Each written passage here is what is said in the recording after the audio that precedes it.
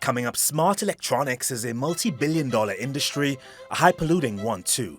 But companies like Samsung are working to control the narrative, with questionable effort. What are Samsung's sustainability goals, and are you achieving them? I'm probably not the best person to comment on it, but I'll be sure to put you in touch with the right people. We look into the environmental cost of hundreds of millions of cell phones and tablets that are manufactured annually. It has the largest carbon footprint of any major tech company in the world, emitting more than 20 million metric tons of CO2 per year. Rising sea levels reduced a Nigerian town once called the Happy City to wooden stilts and debris. And the war in Syria has been brutal to plant and animal life. The activities that decimated the country's ecosystems, and whether anything can be done. How much of the country's environment do you think is totally, comprehensively 100% lost? In general, nothing is never 100% lost unless you're talking about radioactive contamination. Just 2 degrees is on. Now, when you look at the Syrian regime as an entity, do you get the impression they have any interest in environmental issues in the country?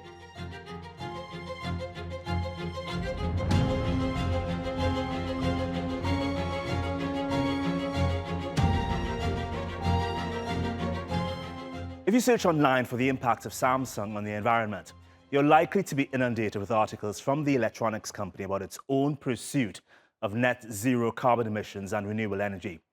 On the surface, Samsung seems to be rigorously chasing a sustainable production model, but before we dig deeper into whether or not Samsung is being honest, the company held another of its annual innovation awards, which it says aims to inspire young people to come up with climate solutions. What does the app you created do? So we entered a competition called Solve to Tomorrow, and we're trying to solve a sustainable issue. So the app that we created is solving an issue called curtailment, which is when we have to waste renewable energy because there's not enough demand when it's generated. So what our app does is schedule any IoT device so that it aligns when renewable energy is generated, allowing us to reduce carbon emissions and save money. That sounds really technical. Can you break that down for the average person to understand and talk about exactly how the app ensures that the energy it gets comes from renewable sources? Okay, so renewable energy is generated by things such as wind or solar panels. And this is quite unpredictable because we're not entirely sure when it's going to be super windy or super sunny. So we have different AI algorithms helping us to predict when there's going to be lots of renewable energy. And then using these forecasts, we then predict when you should turn on your devices and control this automatically, which means that you use your devices which uses energy when there's lots of renewable energy available, which reduces the reliance on fossil fuel sources. Pretty cool. Do you have any idea whether or not your app, your technology could be rolled out on a large scale in the future? Well, on a large scale, our technology actually becomes almost more impactful because as more users are using it, it means that we can be more accurate and using as much renewable energy as possible. And it would be more effective with lots of users. Dexter, you're just 17 years old. I'm curious to find out whether or not climate change scares you. We're going towards a point where it's going to be very dangerous in the future and we almost can't turn back. So I think it's really important that we make as much of an impact and reduce climate change as much as we can right now. So that's why me and Sam, who is my co-founder of our app, are very passionate about this issue. Samsung also sent us a representative to talk about the competition and the company's ambitions. From what I understand, sustainability is one of the themes for this year's competition. What kinds of ideas were brought forward? Well, funny you ask the winning ideas for our Solve for Tomorrow competition this year. Both of them in each of the categories were actually an idea about solving an environmental issue. Team Optimum's idea was about a mobile app that uses AI to schedule products in the home to be able to consume renewable energy, which was amazing. And our other team, Team Treva, have come up with an idea for a device that actually strives to create a net zero transport system. It's almost like a little windmill device that uses the energy generated by vehicles passing by. So when Samsung sees these winners from these young people in particular, what is the next step for them? I guess Solve for Tomorrow is all about creating an opportunity for them to launch their ideas. We provide the mentoring and coaching. They bring their creativity, their passion to do good. We provide them with funding as well. And beyond winning, they're able to also go on a bespoke accelerator program, whichever pathway they choose, whether it's to set up a business or to pursue further studies. We're here to support them. I'm not sure how long the actual competition has gone on, for how many years, but has Samsung ever seen a result that inspired the company to actually use those ideas for its own climate goals? Yeah, the competition goes back actually over 10 years. Originally started in the US. We've only started from about 4 years ago in the UK. So we're still not quite at that stage where we're currently working with any of our previous winners. But certainly we're seeing them going on to set up their business. And it's great to see them succeed in their own way as well. Now, that's super. Let's talk about Samsung for a minute. I know the company has pledged to achieve 100% renewable energy worldwide by the year 2050, but according to Greenpeace and reporting from Business Korea, the company's energy consumption and emissions have been increasing. I suppose this is because Samsung is expanding. I'm afraid my area of expertise lies within social impact, so I'll have to come back to you probably and put you in touch with the appropriate team within Samsung. But we're certainly putting sustainability at the heart of everything we do, including our current Solve for Tomorrow program. What are Samsung's sustainability goals, and are you achieving them? I believe we're on the right track. We announced our 2030 sustainability strategy not long ago, but again, I'm probably not the best person to comment on it, but I'll be sure to put you in touch with the right people. Okay, so Jessie wasn't able to answer our questions about her company's carbon footprint. That did not stop us from doing our own digging. Do you have a Samsung phone? If you do, estimates make you one of over 1 billion Samsung users in the world. In 2022, the top electronics manufacturer committed to a plan to achieve company-wide net zero carbon emissions by 2050, pledging to spend more than $5 billion to decarbonize. But it's got a lot to do to get there. It has the largest carbon footprint of any major tech company in the world, emitting more than 20 million metric tons of CO2 per year, per a study by the technology site Electronics Hub. That's the same as 4.3 million cars. And that's gone up nearly 1 million tons since the pledge. Where do most of these emissions come from? The lion's share from smartphones and tablets comes from making the semiconductor chips inside them. Heating raw silicon requires power-hungry furnaces, not to mention powering production equipment. In 2020, Samsung's chip plants alone pumped out nearly 13 million tons of CO2. Another source is mining for rare earth minerals used to build them, like cobalt and lithium. Globally, cobalt mining emits around 1.5 million tons of carbon, and lithium mining around 1.3 million. This includes the power used by on-site mining equipment. Samsung has been named and shamed by Greenpeace for this,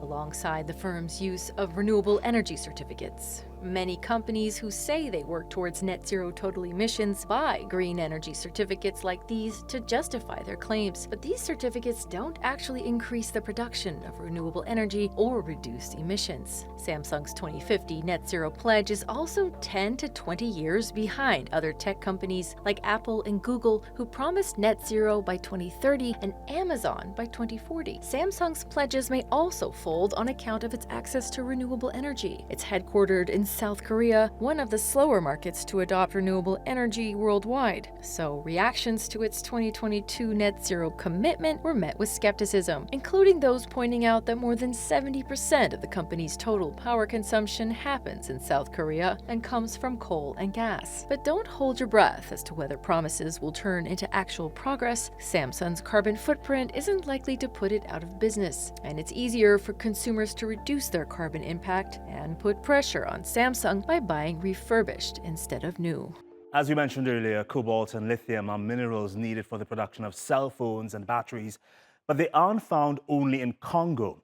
They're in Somalia too, a country where flash floods in late June began as mild rains and intensified into a massive deluge, with traffic jams clogging roads for about 10 straight hours. Local media reported at least 2 children were killed and hundreds of families were affected, with residents in some areas saying the water rose up to their waist. Somalia has been on both ends of the extreme. In 2023, the country experienced its worst drought in 4 decades. And this year, flash floods resulted in catastrophic damage. The UN has pledged $25 million to help. Nigeria, too, is dealing with a lot of unwanted water. There is a town that sits on Nigeria's southern coast that was once called the Happy City. Decades ago, there were fancy beaches, houses everywhere. People enjoyed working as fishermen, carpenters, and shoemakers, and felt a strong sense of belonging. But as the climate changed, so did their lives. This shore of ruined buildings isn't what Ayotoro always looked like. The whole place is gone. Kids once played on these jetties, where fishing boats dotted the beaches. An image replaced by waves crashing into concrete bricks, debris, and homes on wooden stilts. Ayotoro was like a paradise. A city where everyone lived joyfully, happily, that you will really enjoy living here. Ayotoro was formed in 1947 as a utopian Christian community. It prospered due to its bustling fishing trade until the 70s, when oil was discovered beneath its seabed. When multinational companies came calling and began extractions, recurring oil spills made it difficult for people to fish and deformed the land. Experts say underwater drilling may have been responsible for sinking the ground. More than 2/3 of Ayotoro has been claimed by this sea erosion. Where we are is a new settlement. The old Ayotoro has been taken away by the sea. And if you look where the sea is now, that is the end of the former Ayotoro. Back in 2006, the Niger Delta Development Commission set out to build a protective barrier on Ayotoro's shoreline, but it's been abandoned repeatedly, with officials blaming bureaucratic bottlenecks in accessing the funds. The most recent ocean surge happened in April 2023. Hundreds of shops, homes, schools, and hospitals were washed away, and 2,000 people were rendered homeless and jobless. Erosion affects me badly because I've lost my shop, I lost my house. Residents also lost access to drinking water from local rivers after fresh water mixed with the ocean. To get water has been so difficult. Water everywhere known to drink because the sea water has mixed with the river water. So our river water is now the same salinity with the sea. We no longer have river aquatic organisms. It's the sea fishes and all that you find in the river. So we depend on rainwater for drinking, which is really not good. It's a situation that forced many to pack up their bags. A population of 30,000 people 2 decades ago has dwindled down to 5,000. Wars and conflicts, they're absolutely brutal to natural landscapes, agriculture, plant and animal species. Well, a researcher by the name of Angham Dayub witnessed firsthand the decline of forests in Syria at the onset of the country's brutal war, and she was determined to quantify it. Using satellite imagery, a study revealed that Syria experienced a devastating 20% reduction in its forest cover between the years 2010 and 2019. Notably, regions subjected to intense bombing or shelling exhibited higher rates of deforestation. Additionally, deforestation was observed in and around refugee camps in the northwest. Economic pressures further exacerbated the situation, with approximately 90% of Syria's population living below the poverty line. Many resorted to cutting down trees for cooking, heating, and even selling wood. I know it might seem desensitizing to just be discussing the environmental impacts of the war when hundreds of thousands of people have died, but can you describe maybe what Syrian natural ecosystems were like before the conflict began? So Syria was already struggling with a breakdown of environmental governance prior to the war in 2011. There was already overuse of natural resources such as groundwater. Droughts frequently hit certain parts of Syria, which forced farmers from rural to urban areas. And there was already pollution from lack of governance and oversight from the regime side, which contributed to degraded fresh water resources. So prior to the war, there was, the state of the environment was already facing significant pressures, which was only worsened by the impact of 12 years war at the moment, which also had reverberating effects on public health and also on livelihoods of people at the moment. بلكي يكون نتيجة الانحباس الحراري، نتيجة ارتفاع درجات الحرارة، هو أحد الأسباب إنه اليوم المياه عم تجف. هالمياه تجف يعني هلا أنت هاي قدامك نحن اليوم بتلتمر وجينا على منطقة الصيد. منطقة هالمنطقة هاي كل الصيادة كانوا يجتمعوا هون. أيوة منسوب المي يعني قل، يعني ما أقول 90%، قل 100%. اليوم حتى على مستوى السمك اللي كان الموجود ما ضل ولا نوع من الأسماك، ما بقى، صار كلها مستنقعات، وهالمستنقعات حتى هالمستنقعات تشكل خطر على المنطقة هون. Can you give a sense of some of the impacts of the war directly on those natural ecosystems? Yeah, so looking at like the environmental dimension of the war is a quite broad subject. So we have everything from direct impacts that cause pollution, which has an impact on public health, and there's also long-term reverberating impacts that slowly will affect people's health as well as the environment they depend on. So the reason why we as a peace organization are looking at the environmental dimensions of the war is because of those particular health risks for people, those who are accountable for causing widespread environmental destruction, but also to have sufficient data and inform a response, recovery, and remediation so people can either safely return or to remove specific direct threats from on the environment. So to give some examples, like Syria has a big oil industry in Deir ez-Zor in northeast Syria, which was in the beginning of the war part of fighting between al-Nusra, ISIS, Al-Qaeda, and later by the YPG and the SDF, and also the regime was controlling areas together with Iranian and Russian forces. And this was heavily bombed. So we've seen widespread pollution from resources, particularly the Tigris River. The Euphrates River has been affected by pollution, and also long-term consequences of makeshift oil refining for local communities. مع الأزمة هذه صارت قبل ما كان هيك.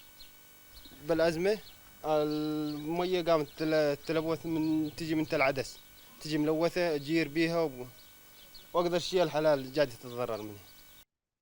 So that's in the east of Syria. In the west, in Latakia, Hama, Aleppo, and Homs, we've seen over 12 years' time, over 40% of forest loss. So people are chopping down trees for energy and fuel needs, for heating, for charcoal production. We've seen criminal groups making use of that for smuggling logs to sell them to gain income, and also militias as well. So that also has a big impact. And then, of course, we see the collapse of the governance itself in the regime area and also in non-regime areas. So basically, in peacetime circumstances, you have all kinds of authorities and institutions that regulate the use of chemicals, that regulate natural areas. And there was a wide-scale collapse of that play. And as a result, we see overuse of natural resources. We see pollution from dumping of chemicals. We've seen the destruction of natural habitats. And so it's quite vast and widespread. And it totally depends, of course, what kind of area you're looking at. And lastly, we also see how increasing temperatures is leading to more pressure on water resources. It's driving people from the land. It's resulting in a local collapse of agricultural systems, degrading water resources that people cannot make use of, which has an impact both on health because of degraded water quality, overuse of groundwater because people start to resort to pumping up groundwater, illegal well drilling, and of course, like an expansion of urban areas and that's not controlled, so forming heat traps for people. So yeah, it's a really complex and wide-scale picture that deserves more scrutiny in the analysis of the war. When you look at the Syrian regime as an entity, do you get the impression they have any interest in environmental issues in the country?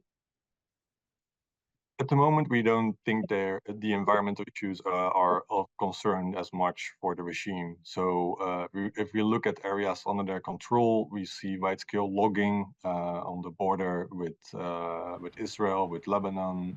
We've seen it happening in urban spaces where these areas are disappearing. We've seen neglect of oil infrastructure, energy infrastructure. Of course, we had the big oil disaster a couple of years ago at Banias, which a large oil spill affected the coasts of also Cyprus and Turkey because there was hardly any control of the quality of the oil infrastructure. We see the same thing in Deir ez-Zor as well. We've seen increase of overuse of natural resource extraction, such as mining. If you look at, for example, the Orontes or Asi River that's coming from Lebanon, flowing through western Syria into Turkey, there is increased problems around water quality. There's not any significant check on what's happening there. And this is likely the result of both a non-interest from the regime as much. There's also a lack of capacity and expertise going into this, and it has a low priority in the overall crisis that the regime fails to address. Since there's a lack of capacity then, would you think the regime would allow environmental peace-building efforts into the country to help restore damaged ecosystems? There is currently discussion over that. There has been a request made to the UN to provide support, but there is reluctance among donors because the regime is known for corruption and mismanagement. So there's no indication that the money will be spent in the way it should be spent. So that's why we are not seeing any significant improvement in addressing this in capacity building. So if there is any attempt that is currently being done, it's by civil society organizations who try to address this on a local scale. Quite a few of them are linked either with the regime, because you cannot work in the regime area without their control. But at the same time, I think from a bottom-up approach from communities would be helpful to support. But that's going to be a challenge in terms of getting the funding for that because of concerns over corruption and mismanagement. At the same time, if that's not being addressed, the consequences for the Syrian people on the regime-controlled areas will be severe and long-term, because the environment's literally what they're depending on, and in particular with the current crisis from the climate change, which is impacting their livelihoods. Something has to be done to support these kind of initiatives, but that can only be done on a wide scale, and there's still a question if the regime has legitimacy to continue this kind of work with international support. I wonder how much of the damage is reversible. I know with deforestation, trees can grow back, and over time they will, replenish what's been lost. But I'd be more concerned, I guess, about the chemicals that were dumped everywhere. How much of the country's environment do you think is totally, comprehensively 100% lost? That's hard to say, because at the moment, first we have to sort to get a good understanding and doing a proper assessment. So identify where are environmental hotspots. So you have to look at industrial sites, industrial areas, do on-ground assessment on what the contamination is, and look at what kind of remediation and cleanup can be implemented. In general, nothing is never 100% lost unless you're talking about radioactive contamination and no-go areas, so which we don't see in Syria. So everything can be remediated, but it comes with time, it comes with capacity and with funding, and also it comes with functional institutions that have the capacity to do this. And before I leave you, take a look at this. 3 Indonesian teen girls who formed the all-Muslim metal band Voice of Bass Prot have made history by being the first from the country to perform at the world-famous Glastonbury Festival in Britain, an event they faced prejudice and opposition to take part in, might I add. Bass Prot is a Sudanese word that means noisy, and these young ladies make noise about many things: climate change, peace, and gender equality.